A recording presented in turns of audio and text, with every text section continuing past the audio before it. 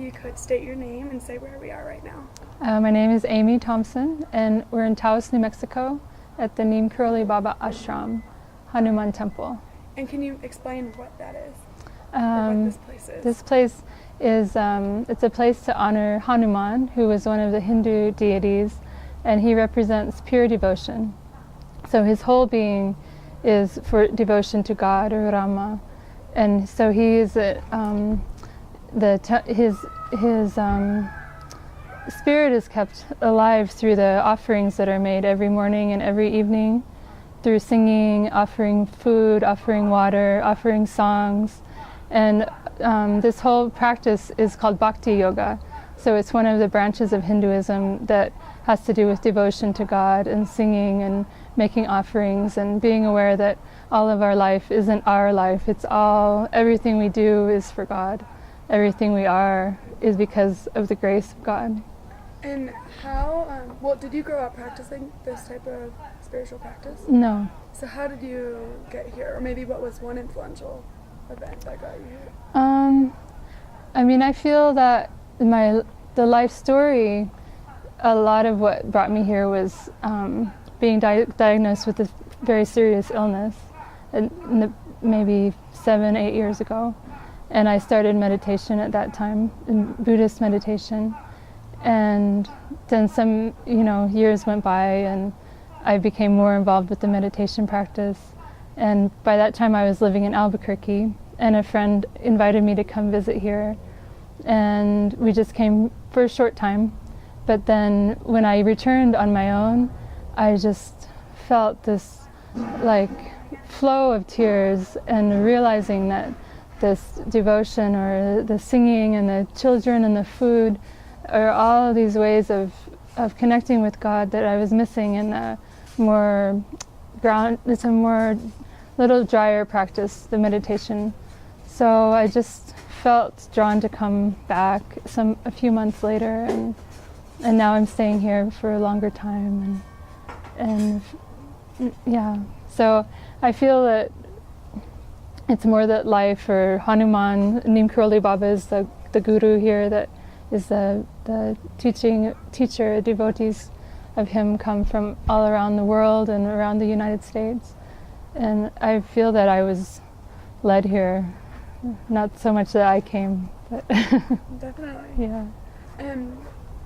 Separate question now, but what is something that you're passionate about? Connection. Love, connection with God, however we see that.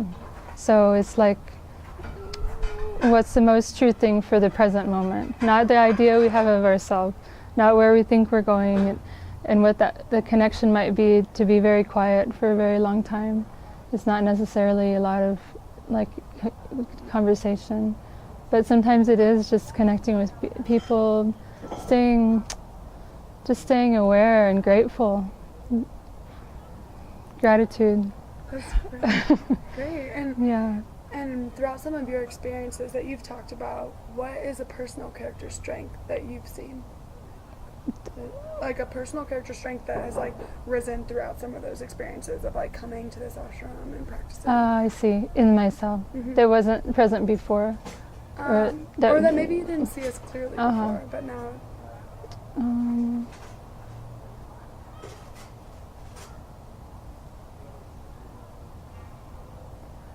A personal character strength.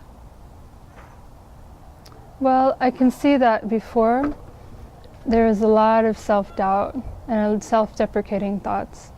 And I feel that the meditation and the devotional practice has cleared away a lot of that clutter and a lot of identification with the mind and the ideas about myself and the past and the future. And so I don't know if it's a strength or it's just more of a natural way of being that has come. It's blossomed through all of that film that gets in the way through our conditioning. And however, in some ways I'm a very different person, but I'm also much more myself, you know. And people that have known me through these 10 years, it's not like I'm so different, but just clearer, much happier. Yeah, not so much inner struggle. That's great. Yeah. And what about those who can't necessarily move to an ashram or practice as much as you do? What kind of advice would you give to them for how to still incorporate this lifestyle into their lifestyle? There's no different, really.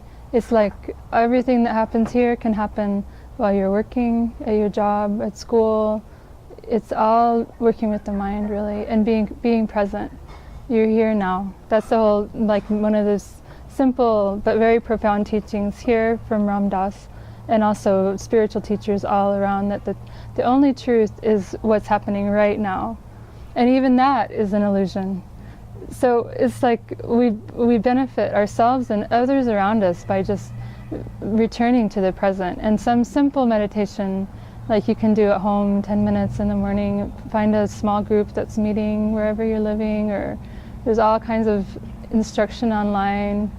There's many resources, and not to feel like there's like these people over here have this special situation, because I mean, we're working a lot too, and we're confronted. It's not like we're all just kind of given this plate and then we just take all the tools and the teachings that we've received and do our best to apply them, and again and again and again. The whole practice is lifetimes. I feel that it's not just, it's just doing our best and forgiving ourselves. We can do that anywhere. There you go. There you go. Yeah. Well, thank you, Amy. Thank you.